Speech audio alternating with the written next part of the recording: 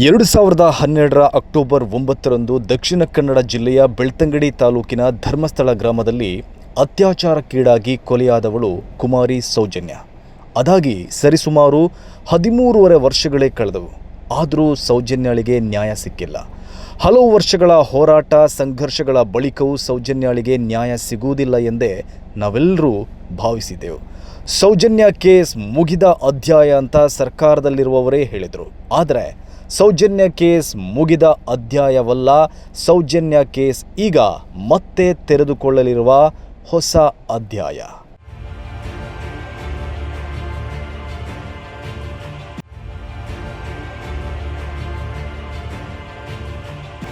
ಹೌದು, ಧರ್ಮಸ್ಥಳ ಸೌಜನ್ಯ ಮತ್ತೆ ಎದ್ದು ಬಂದಿದ್ದಾಳೆ. ಸೌಜನ್ಯ ಪ್ರಕರಣಕ್ಕೆ ದೊಡ್ಡ ತಿರುವು ಸಿಕ್ಕಿದೆ. ಸೌಜನ್ಯ ಅತ್ಯಾಚಾರ ಮತ್ತು ಕೊಲೆ ಪ್ರಕರಣ ಮತ್ತೆ ತೆರೆದುಕೊಳ್ಳುವ ಸಾಧ್ಯತೆಯೊಂದು ಕಂಡು ಬರ್ತಾ ಇದೆ. ಸೌಜನ್ಯ ಕೇಸ್ನ ಮರುತನಿಖೆ ನಡೀಬಹುದು ಎಂಬ ಭರವಸೆ ಮೂಡಿದೆ.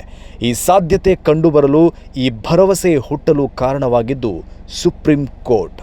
ಸೌಜನ್ಯ ಕೇಸ್ ಬಗ್ಗೆ ಸುಪ್ರೀಂ ಕೋರ್ಟ್ನಲ್ಲಿ ನಡೆದಿರುವ ಬೆಳವಣಿಗೆಯನ್ನು ನೋಡುವಾಗ ಈ ಬಾರಿಯಾದರೂ ಆಕೆಗೆ ನ್ಯಾಯ ಸಿಗಬಹುದು ಎಂಬಷ್ಟು ಆಶಾಭಾವನೆ ಮೂಡಿದೆ. ಸೌಜನ್ಯ ಕೇಸ್ ಒಂದು ಗಂಭೀರ ಪ್ರಕರಣ. ಈ ಗಂಭೀರ ಪ್ರಕರಣದಲ್ಲಿ ನಿರಾಸಕ್ತಿ ತೋರಿಸಿರುವುದು ಯಾಕೆ ಅಂತ ಸುಪ್ರೀಂ ಕೋರ್ಟ್ ರಾಜ್ಯ ಸರ್ಕಾರದ ಕಿವಿ ಹಿಂಡಿದೆ. ಸೌಜನ್ಯ ಪ್ರಕರಣದ ಮರುತನಿಖೆ ನಡೆಸುವ ಬಗ್ಗೆ ತನ್ನ ನಿಲುವು ತಿಳಿಸಲು ಕರ್ನಾಟಕ ಸರ್ಕಾರಕ್ಕೆ ಸುಪ್ರೀಂ ಕೋರ್ಟ್ ಸೂಚನೆ ಕೊಟ್ಟಿದೆ. ಸೌಜನ್ಯ ಪ್ರಕರಣವನ್ನು ಪರಿಶೀಲಿಸಲು ವಿಶೇಷ ತನಿಖಾ ದಳ ರಚಿಸಬಹುದೇ ಎಂಬ ಬಗ್ಗೆ ಪ್ರಮಾಣ ಪತ್ರ ಸಲ್ಲಿಸುವಂತೆ ಸುಪ್ರೀಂ ಕೋರ್ಟ್ ಬಯಕೆ ವ್ಯಕ್ತಪಡಿಸಿದೆ. ಸೌಜನ್ಯ ಪ್ರಕರಣದಲ್ಲಿ ಒಂದಷ್ಟು ಮಂದಿಯ ಮೇಲೆ ಆರೋಪಗಳು ಇದೆಯಲ್ವಾ, ಆ ಬಗ್ಗೆ ಪರಿಶೀಲಿಸುವ ಅಗತ್ಯ ಇರುವುದನ್ನು ಸುಪ್ರೀಂ ಕೋರ್ಟ್ ಮನಗಂಡಿದೆ. ಈ ಕೇಸ್ ಬಗ್ಗೆ ಸರ್ಕಾರ ತನ್ನ ಸ್ಪಷ್ಟವಾದ ನಿಲುವನ್ನು ಸುಪ್ರೀಂ ಕೋರ್ಟ್ಗೆ ತಿಳಿಸಬೇಕು ಅಂತ ಸರ್ವೋಚ್ಚ ನ್ಯಾಯಾಲಯ ಕರ್ನಾಟಕ ಸರ್ಕಾರಕ್ಕೆ ಆಜ್ಞೆ ಮಾಡಿದೆ. ಹಾಗೆ ಈ ಪ್ರಕರಣದ ಸಾಕ್ಷಿಗಳಿಗೆ ಸೂಕ್ತ ರಕ್ಷಣೆ ಕೊಡಬೇಕು ಅಂತ ಸುಪ್ರೀಂ ಕೋರ್ಟ್ ತಾಕೀತು ಮಾಡಿದೆ. ಹಾಗಾಗಿ ಸೌಜನ್ಯ ಪ್ರಕರಣ ಈಗ ಗಂಭೀರತೆ ಪಡೆದಿದೆ.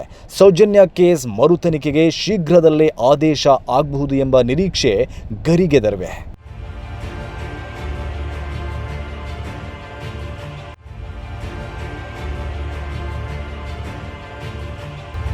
ವೀಕ್ಷಕರೇ, ಸೌಜನ್ಯ ಕೇಸ್ ಈಗ ಸುಪ್ರೀಂ ಕೋರ್ಟ್ ಅಂಗಳದಲ್ಲಿದೆ. 2027ರಲ್ಲಿ ಸಿಬಿಐ ಕೋರ್ಟ್ ಪ್ರಕರಣದ ಆರೋಪಿಯಾಗಿದ್ದ ಸಂತೋಷ್ ರಾವ್ನನ್ನು ಖುಲಾಸೆಗೊಳಿಸಿದ ಬಳಿಕ ಈ ಪ್ರಕರಣದ ಮರುತನಿಖೆ ನಡೆಸುವಂತೆ ಸೌಜನ್ಯ ಕುಟುಂಬ ಕರ್ನಾಟಕ ಹೈಕೋರ್ಟ್ ಮೆಟ್ಟಿಲೇರಿತು.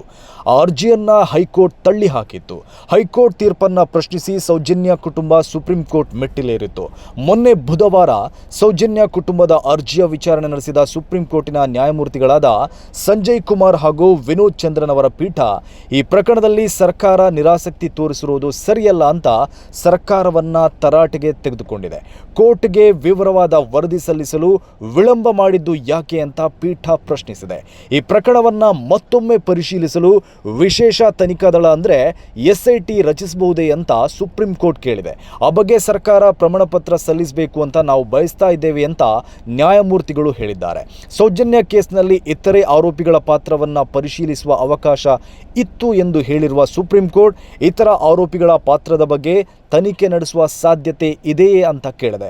ಆ ಬಗ್ಗೆ ಸರ್ಕಾರ ಸ್ಪಷ್ಟ ನಿಲುವನ್ನು ತಿಳಿಸಬೇಕು ಅಂತ ಕರ್ನಾಟಕ ಸರ್ಕಾರಕ್ಕೆ ಸೂಚನೆ ಕೊಟ್ಟಿದೆ. ಸೌಜನ್ಯಾಳಿಗೆ ಸೇರಿದ ವಸ್ತುಗಳನ್ನು ಈಗಲೂ ಸಂರಕ್ಷಿಸಿರಲಾಗಿದೆ ಅಂತ ಸೌಜನ್ಯ ಕುಟುಂಬದ ಪರವಾದ ವಕೀಲರು ಸುಪ್ರೀಂ ಕೋರ್ಟ್ ಗಮನಕ್ಕೆ ತಂದಿದ್ದಾರೆ. ಸಂತೋಷ್ ರಾವ್ ನಿಜವಾದ ಆರೋಪಿಯಲ್ಲ, ಸೌಜನ್ಯಾಳನ್ನ ರೇಪ್ ಮಾಡಿ ಕೊಂದವರು ಬೇರೆ ಜನರು ಅಂತ ಅವರು ವಾದಿಸಿದ್ದಾರೆ. ಅಲ್ಲದೆ ಸೌಜನ್ಯ ಕೇಸ್ನಲ್ಲಿ ಕೆಲವು ಸಾಕ್ಷಿಗಳು ನಿಗೂಢವಾಗಿ ಸಾವನ್ನಪ್ಪಿರುವುದನ್ನು ಅವರು ಜಡ್ಜ್ಗಳ ಗಮನಕ್ಕೆ ತಂದರು. ಇದನ್ನು ಗಂಭೀರವಾಗಿ ಪರಿಗಣಿಸಿರುವ ನ್ಯಾಯಮೂರ್ತಿಗಳು ಸಾಕ್ಷಿಗಳಿಗೆ ಸೂಕ್ತ ರಕ್ಷಣೆ ನೀಡುವಂತೆ ಸರ್ಕಾರಕ್ಕೆ ನಿರ್ದೇಶನ ನೀಡಿದ್ದಾರೆ. ಮುಂದಿನ ವಿಚಾರಣೆಯನ್ನು ಜುಲೈ 14ಕ್ಕೆ ಸುಪ್ರೀಂ ಕೋರ್ಟ್ ನಿಗದಿ ಮಾಡಿದೆ. ಸೌಜನ್ಯ ಕೇಸ್ಗೆ ಸಂಬಂಧಿಸಿ ಸುಪ್ರೀಂ ಕೋರ್ಟ್ನಲ್ಲಿ ನಡೆದಿರುವ ಈ ಬೆಳವಣಿಗೆ ಪ್ರಕರಣಕ್ಕೆ ಹೊಸ ತಿರುವು ನೀಡಿದೆ.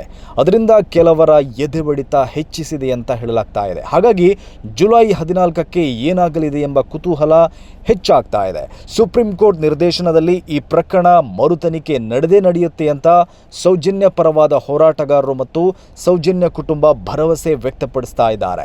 ನಿಜವಾದ ಆರೋಪಿಗಳು ಪತ್ತೆಯಾಗಿ ಅವರಿಗೆ ಶಿಕ್ಷೆಯಾಗುತ್ತೆ, ಸೌಜನ್ಯಾಳಿಗೆ ನ್ಯಾಯ ಸಿಗುತ್ತೆ ಎಂಬ ನಿರೀಕ್ಷೆ ಅವರಲ್ಲಿದೆ. ಒಟ್ನಲ್ಲಿ ಸೌಜನ್ಯ ಪ್ರಕರಣ 1.5 ದಶಕಗಳ ಬಳಿಕವೂ ಜೀವಂತದಲ್ಲಿದೆ. ಅನ್ಯಾಯವಾಗಿ ಆಕೆಯನ್ನ ಸಾಯಿಸಿದ ರೀತಿಯಲ್ಲಿ ಈ ಪ್ರಕರಣವನ್ನು ಸಾಯಿಸಲು ಎಷ್ಟೇ ಪ್ರಯತ್ನವಾದರೂ ಸೌಜನ್ಯ ಕೇಸ್ಗೆ ಮತ್ತೆ ಮತ್ತೆ ಜೀವ ಮರಳಿ ಸಿಗ್ತಾ ಇದೆ. ಸೌಜನ್ಯ ಈಗ ಮತ್ತೊಮ್ಮೆ ಎದ್ದು ಬಂದಿದ್ದಾಳೆ. ಈಗ ಸುಪ್ರೀಂ ಕೋರ್ಟ್ ಒಂದೇ ಭರವಸೆಯಾಗಿ ಉಳಿದಿದೆ. ಈ ಬಾರಿಯಾದರೂ ಆಕೆಗಾದ ಅನ್ಯಾಯಕ್ಕೆ ನ್ಯಾಯ ಸಿಗಲಿ.